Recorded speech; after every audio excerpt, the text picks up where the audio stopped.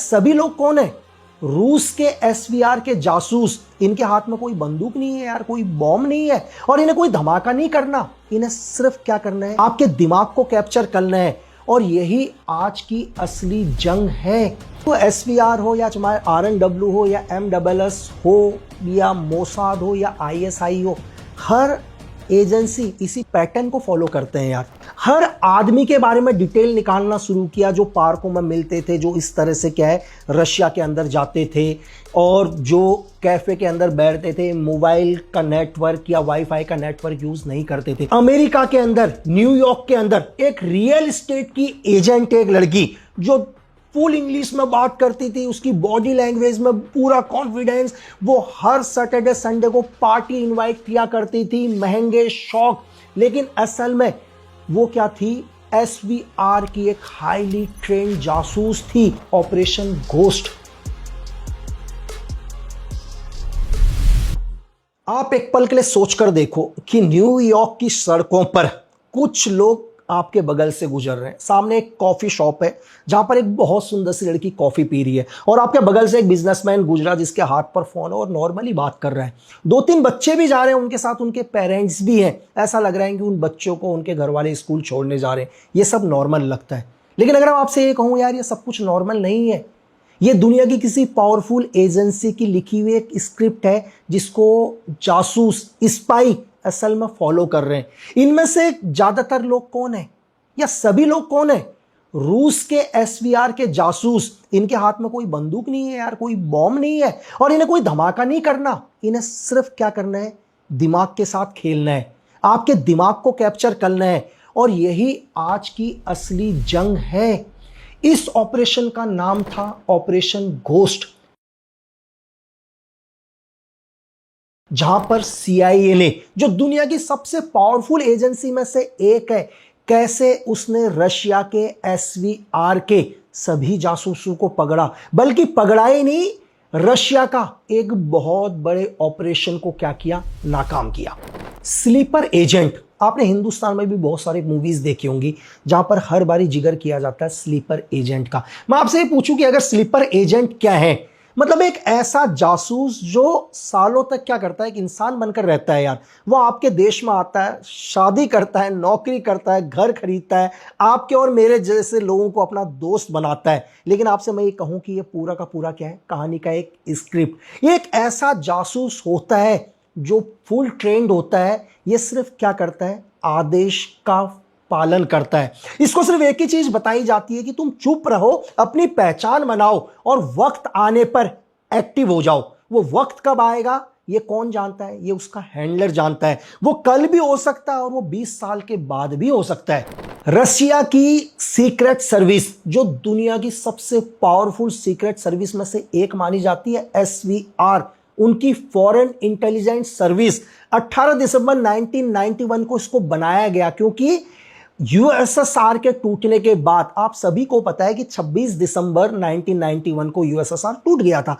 तो रशिया ने इस सीक्रेट सर्विस को बनाया, और यह दुनिया की सबसे पावरफुल सीक्रेट सर्विस में से एक है। एसवीआर का सिर्फ एक ही प्लान था, उन्हें सीआईए की फाइल नहीं चाहिए थी यार। उन्हें क्या चाहिए था? उन्हें चाहिए था अमेरिका में पूरा का पूरा कंट्रोल, क्योंकि फाइल तो हमारे पास आज है, ये आज की जानकारी है। हमें आज की जानकारी नहीं चाहिए, हमें भविष्य में कल क्या होना है वो चाहिए रशिया को। उन्हें सिर्फ ये तय करना है कि भविष्य में नेता कौन होगा, थिंक टैंक का एक्सपर्ट कौन होगा। जो बच्चा आज कॉलेज या यूनिवर्सिटी में पढ़ रहा है वो कल का प्रोफेसर होगा। जो लड़का आज एक कॉलेज के अंदर चुनाव लड़ रहा है वो कल देश का प्रेसिडेंट बन सकता है। इसलिए क्या करो, आज इन्हें कंट्रोल करो तो कल पूरा तुम्हारे कंट्रोल में होगा। ये एसवीआर की प्लानिंग थी, ये था ऑपरेशन घोस्ट, जो दुनिया में कभी किसी को नजर नहीं आया। या चाहे दुनिया की वो एसवीआर हो या चाहे आरएनडब्ल्यू हो या एमडब्ल्यूएस हो या मोसाद हो या आईएसआई हो, हर एजेंसी इसी पैटर्न को फॉलो करते हैं यार। वो लोग क्या करते हैं, अपने स्लीपर सेल्स को भेजते हैं। आपके बीच में, हमारे बीच में ये लोग घुल मिल जाते हैं। किसी का शोरूम होगा, किसी की छोटी सी दुकान होगी, कोई बहुत बड़ी कंपनी का एक बिजनेस टाइकॉन होगा, कोई कॉलेज के अंदर एक प्रोफेसर होगा, यहां तक कि कोई आपके पॉलिटिकल विंग के अंदर एक एमएलए भी हो सकता है, एक एमपी भी हो सकता है, एक मिनिस्टर भी हो सकता है। ये दुनिया के क्या होते हैं, सीक्रेट सर्विसेज के क्या होते हैं, एक स्लीपर एजेंट होते हैं, जिनका काम होता है उस देश के अंदर रहना, वहीं का बनकर। लेकिन वक्त आने पर ये लोग हमेशा एक बात को कभी नहीं भूलते कि ये उस देश में क्यों आए हैं, इनका असली मकसद क्या है। यार, आप सभी को पता है कि अमेरिका की इंटरनल एजेंसी एफबीआई का आपने नाम सुना होगा, जैसे हमारे यहां पर क्या है, सीबीआई है। तो 2000 के आसपास क्या हुआ, न्यूयॉर्क के अंदर मतलब बहुत अजीब अजीब सी बातें देखने को मिली वहां की एफबीआई को, और उन्होंने हर बात को नोट करना शुरू किया, छोटे इनपुट से लेकर बड़े इनपुट तक। उन्होंने जब कुछ एक लोगों को एनालाइज किया तो उन्हें क्या लगा कि कुछ लोग क्या है, हर महीने रशिया जाते हैं। और रशिया जाने का कोई बहुत बड़ा वजह नहीं होता कि वो कोई बिजनेस डील पर जा रहे हो या कोई काम से जा रहे हो। ये लोग रेगुलर क्या करते रहे, रशिया जाते थे और महीने भर के अंदर ये लोग वापस आ जाते थे।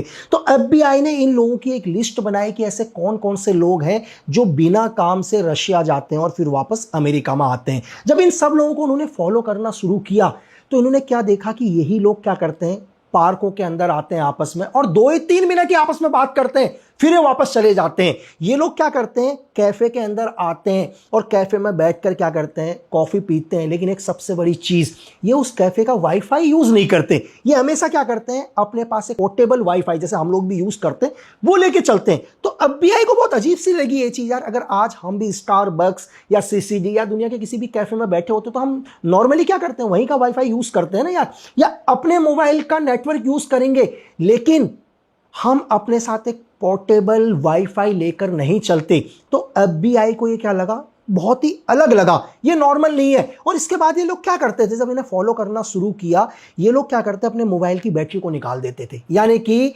मोबाइल और बैटरी का कोई कनेक्शन नहीं। तो एफबीआई को लग गया कि कहीं ना कहीं ये सब नॉर्मल चीजें नहीं है, और ये लोग ये चीजें कर रहे हैं कि कोई भी एजेंसी इनकी लोकेशन को ट्रैक ना करे। नहीं तो आप और हम कभी करते हैं कि यार अपने मोबाइल की बैटरी निकाल दें या अपने मोबाइल का सिम अलग रखें। ये तो एक वही इंसान करेगा जो या तो एक स्पाई हो या एक टेररिस्ट हो या कोई ना कोई ऐसा काम करने के लिए किसी देश के अंदर गया हो जो उस देश का संविधान नहीं कहता। और यहीं से क्या हुआ, एफबीआई ने ये रिपोर्ट सीआईए के साथ शेयर करी और सीआईए ने भी क्या कर दिया, सब चीजों को एनालाइज करना शुरू किया।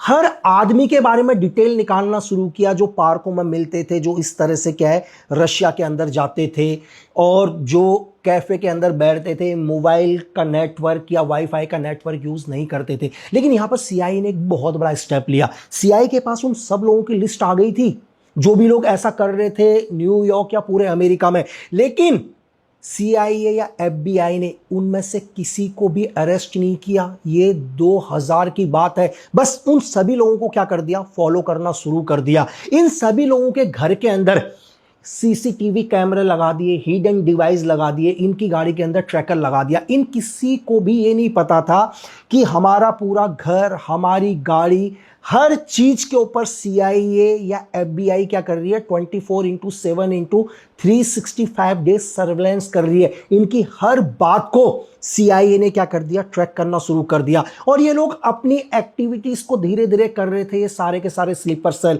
लेकिन इन्हें ये नहीं पता था कि सीआईए इनके घर तक घुस चुकी है।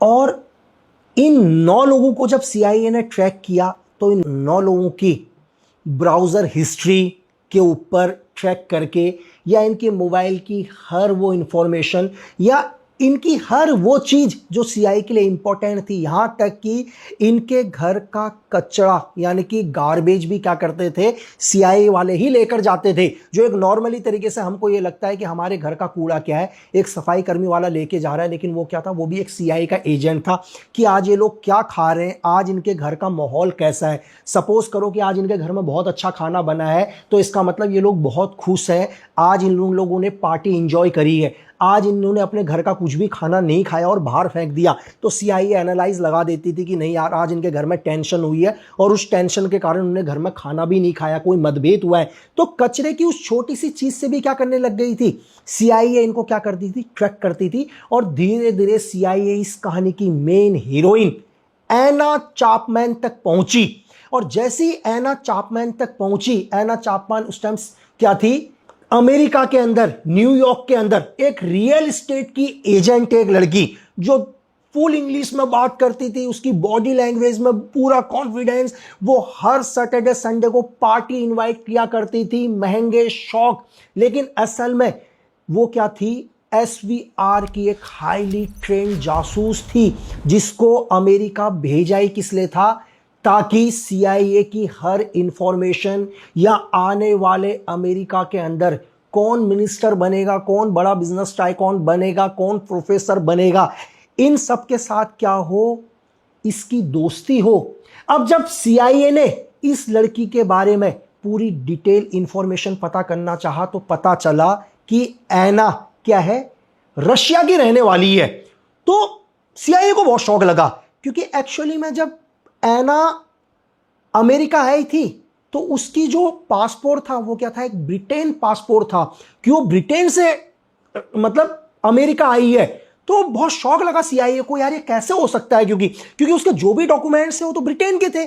अगर ये ब्रिटेन के हैं तो ये रशिया के लिए जासूसी क्यों कर रही है, ये रशिया की एक स्लीपर सेल कैसी है। जब सीआईए ने धीरे धीरे एना की हिस्ट्री को एनालाइज किया, अपने जितने भी जासूस उसके रशिया के अंदर थे उनको एक्टिव किया और उन्हें बोला कि उन्हें एना की सारी इंफॉर्मेशन चाहिए, अगर इसके रशिया के साथ कोई भी कनेक्शन निकल रहे हैं तो एक पूरी कहानी सामने नजर आती है।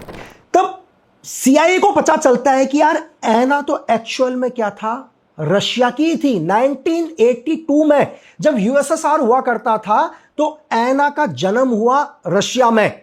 और उसके फादर क्या थे, इसके फादर ऑलरेडी यूएसएसआर एम्बेसी के लिए उस टाइम मॉस्को में क्या थे, काम करते थे। तो एना बचपन से ही उस फैमिली के अंदर पड़ी है जिसके फादर का ऑलरेडी केजीपी के साथ टच था। तो एना इंटेलिजेंट थी पढ़ने में, और जासूसी का माहौल उसने बचपन से ही देखा हुआ था अपने घर पर, और उसने धीरे धीरे पढ़ाई करी और पढ़ाई के अंदर वो बहुत इंटेलिजेंट थी। तो एना के फादर भी चाहते थे कि उनकी बेटी भी क्या करे, रशिया के लिए काम करे। तो उन्होंने ये यूएसएसआर या उस टाइम की केजीपी को बताया। तो केजीपी ने क्या किया, एना को ट्रैक करना शुरू किया कि एना कितनी इंटेलिजेंट है, उसकी दिनचर्या कैसी है, उसकी बॉडी लैंग्वेज कैसी है, क्या सच में वो आने वाले टाइम में यूएसएसआर उस टाइम का या रशिया के लिए काम कर सकती है। तो एना को क्या किया, उन्होंने मॉस्को टेक्नोलॉजी यूनिवर्सिटी के अंदर एडमिशन दिया।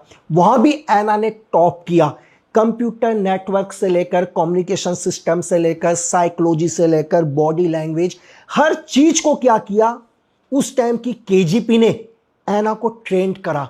एना को उन्होंने पहली बारी क्या किया, रिक्रूट किया उस टाइम की केजीपी के लिए। उसकी स्क्रीनिंग की गई कि किस तरह से अब उसे दुनिया में एक नई एना बन के उभरना है, और वो दुनिया की सबसे पावरफुल एजेंसी में से एक उस टाइम की केजीपी के लिए काम करेगी।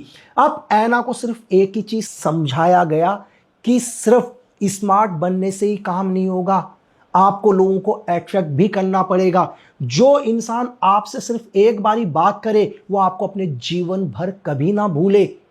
और फिर यहीं से क्या होता है, एना दुनिया की एक सबसे बड़ी सीक्रेट सर्विस या सबसे खतरनाक सीक्रेट सर्विस का एक हिस्सा बनी। अब उसे पता था कि लोगों से कैसे दोस्ती बनानी है, लोगों की कैसे कमजोरी को पहचानना है, कैसे मुस्कुराते हुए झूठ बोलना है, कैसे किसी की आंखों में आंख डालकर दुनिया का सबसे बड़ा झूठ बोल सकते हैं। अब वो एक सिर्फ सुंदर लड़की ही नहीं थी यार, एना क्या थी, केजीपी की एक चलती फिरती किलिंग मशीन।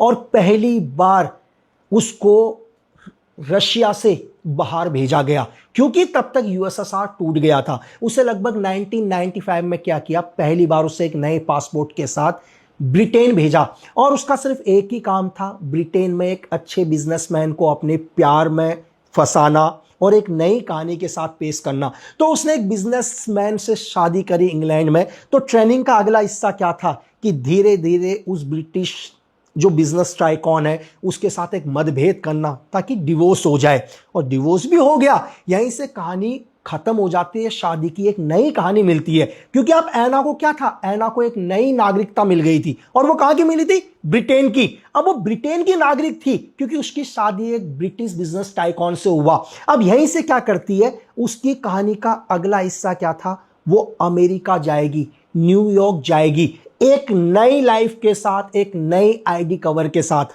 और वो क्या करती है, एक रियल एस्टेट एजेंट बनकर कहां जाती है, न्यूयॉर्क जाती है। और इसका एक ही काम था, बड़े बड़े बिजनेसमैनों के साथ मीटिंग्स करना, अपना सोशल नेटवर्क को फैलाना और हाई सोसाइटीज में पार्टी करना, ताकि न्यूयॉर्क या अमेरिका के पावरफुल लोग क्या हो, ऐना के कांटेक्ट में आए। और ऐना इन सभी स्लीपर सेल्स को क्या करती थी, उनकी हेड थी, उनको गाइड कर रही थी। और ये बात सिर्फ CIA या FBI को एक छोटी सी चीज से पता चला। जैसे मैंने आपको बताया कि 2000 में लगातार कुछ एक लोग क्या कर रहे थे, बार बार रशिया जा रहे थे सेम। तो FBI या CIA को ये पैटर्न बहुत अजीब सा लगा कि यार एक आदमी हर साल में 2 बारी 3 बारी लगातार रशिया जाता है, कोई बिजनेस मीटिंग के लिए नहीं जाता, किसी काम के लिए नहीं जाता, तो क्यों जाता है? अगर हम लोग भी यार कहीं पर पिकनिक के लिए जा रहे होंगे या हमारे को कोई टूरिस्ट जगह अच्छी लगेगी, हम एक बार ही जाएंगे यार, लेकिन 2 साल में 6 बारी सेम जगह ही नहीं जाएंगे। और ये बहुत अजीब सा लगा FBI को। तो FBI ने सब चीज ट्रैक करते करते, हर एक्टिविटीज को ट्रैक करते करते कहां तक पहुंचे, ऐना तक पहुंचे। और ऐना के बारे में जब उन्हें पूरा एनालाइज किया तो ऐना की ये कहानी सामने आई। लेकिन FBI या CIA के लिए यहां पर एक सबसे बड़ी मुश्किल चीज क्या थी, उनके पास ऐना के खिलाफ ऐसा कोई एविडेंस नहीं था जिससे वो ऐना को अरेस्ट करके कोर्ट के सामने पेश करते। उनको पता है कि अगर ऐना को अरेस्ट करेंगे तो ऐना बहुत जल्दी इस केस से छूट जाएगी, और इससे क्या होगा, SVR ऑलरेडी एक्टिव हो जाएगा। और इन फ्यूचर के अंदर क्या होगा, SVR के जो भी एजेंट हैं वो अपना पैटर्न चेंज कर देंगे। तो इसलिए क्या हुआ, एक पहला काम मिला CIA के एक कोड। इस कोड का नाम था पैंथर। इसका काम था ऐना के साथ दोस्ती करना। इसने धीरे धीरे क्या किया, ऐना के साथ दोस्ती करी, और इसने क्या बोला कि मैं एक क्या हूं, US एम्बेसी के अंदर जॉब करता हूं। और ऐना को लगा कि यार उसको एक US एम्बेसी का एक ऐसा आदमी मिल गया जिससे उसको इंटरनल इंफॉर्मेशन बहुत मिल सकती थी। और ऐना धीरे धीरे धीरे क्या करने लग गई, इसके साथ टाइम स्पेंड करने लग गई। और ऐना ने यह बोला कि हम बहुत जल्दी शादी करेंगे। और ऐना को भी ये लग गया कि जो उसका दोस्त है एक्चुअल में एक CIA का एजेंट कोड पैंथर, वो उसके जाल में फंस गया। लेकिन ऐना को यह समझ में नहीं आ रहा था कि पैंथर ने क्या कर दिया, ऐना को अपने जाल में फंसा लिया।